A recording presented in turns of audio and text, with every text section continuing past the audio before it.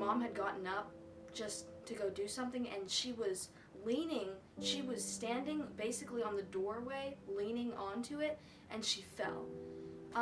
She was leaning on top of my shoulder, walking the way back to her bed. She was exhausted randomly. It was strange. She looked drunk. She was starting to make not a lot of sense. She started letting out her hand.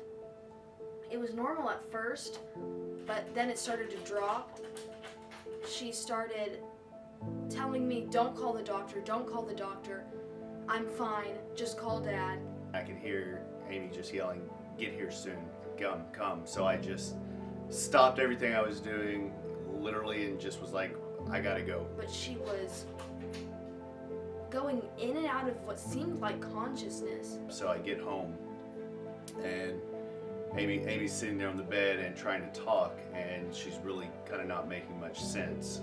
So I just literally pick her up and just kind of carry her out the house, throw her in the front passenger seat.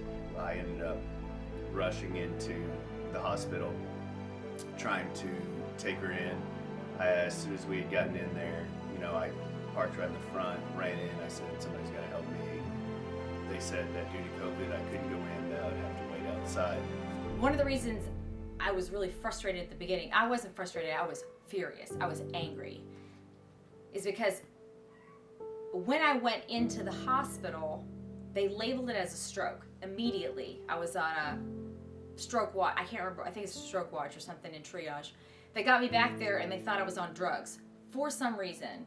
Of course, they tested me for drugs, alcohol, the whole 9 yards, and there were no drugs in my system, like 0% drugs. I remember my chest just hurt so bad, it was beating so fast. And they had for some reason, I found out later that, I can't remember the word, but basically I was like chained to the bed, but it was chained with my IV cord. So they wrapped the IV cord around the bed pull-up bar, so I couldn't move, couldn't get to my phone, and then they gave me a drug that made me dizzy. So nobody did a CT scan, nobody did an MRI, and I remember thinking after this was all said and done, I'm gonna die in here if I don't get out of here. It was like it was the craziest thing, because it was another one of those God moments, and he said, you're going to die in here if you don't get out of here. And I said, I want out of here. I want to leave. And the doctor was trying to talk me out of it, because by this point they knew something serious was going on. Finally, the doctor contacted me. They asked me if I could make her stay, and I said no. I said, if she wants to go, you need to let her go. Because he couldn't get out. Nobody called him for 5 hours. He sat in the parking lot for 5 hours.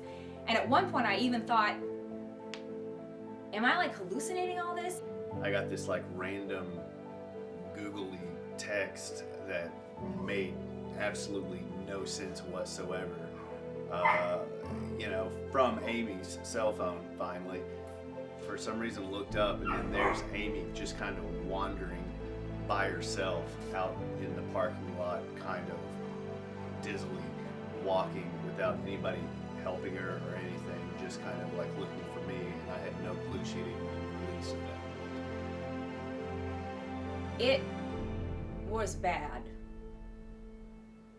I mean, the immediate effect was I had aphasia, which means that you can't speak coherently, and I still have bouts of aphasia. It's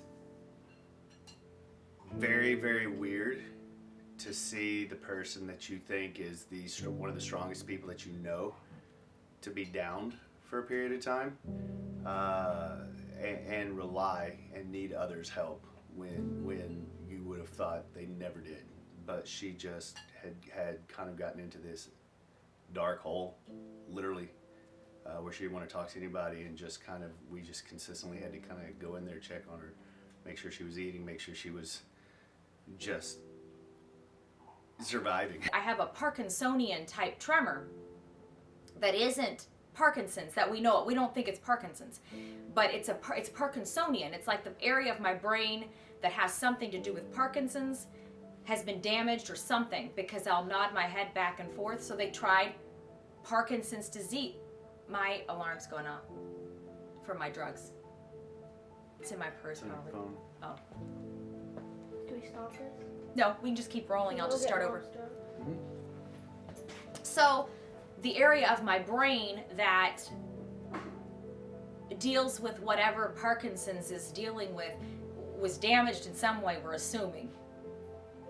The issue with that is that there are some Parkinson's-like issues that I have, like the nodding, tremors, things like breathing.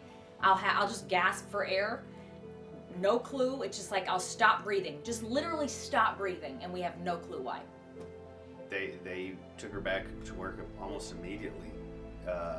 Back at the radio station doing her whole morning show pretty much by herself. She couldn't drive at that period because of the seizures that were occurring. The sleeping at night was very inconsistent.